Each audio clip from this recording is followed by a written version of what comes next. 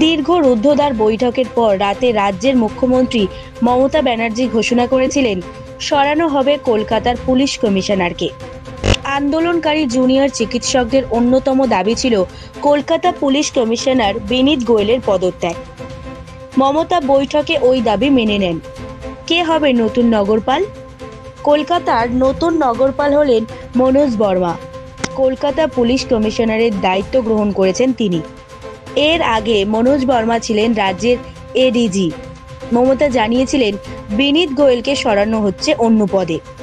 বিনীত হচ্ছেন রাজ্যের ADG and IGP এসটিপিএফ, অর্থাৎ পশ্চিমবঙ্গ স্পেশাল টাস্ক ফোর্সের অতিরিক্ত ডিরেক্টর জেনারেল অফ পুলিশ এবং ইন্সপেক্টর জেনারেল।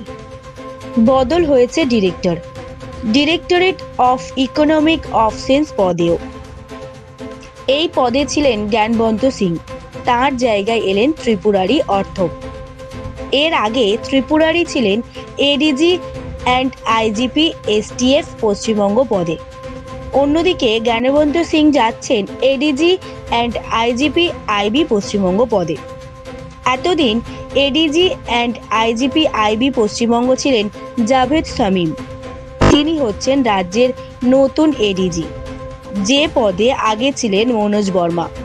অন্যদিকে সোমবার রাতেই জানানো হয়েছিল সরানো হবে ডিসি নর্থকে। ডিসি নর্থ অভিষেক গুপ্তকে সরানোর দাবি তুলেছিলেন আন্দোলনকারীরা। তাকে সরানো হলো। তার জায়গায় নতুন ডিসি নর্থ হলেন দীপক সরকার। তিনি এর আগে ছিলেন DC east Siliguri. Bureau report, জেলার বার্তা।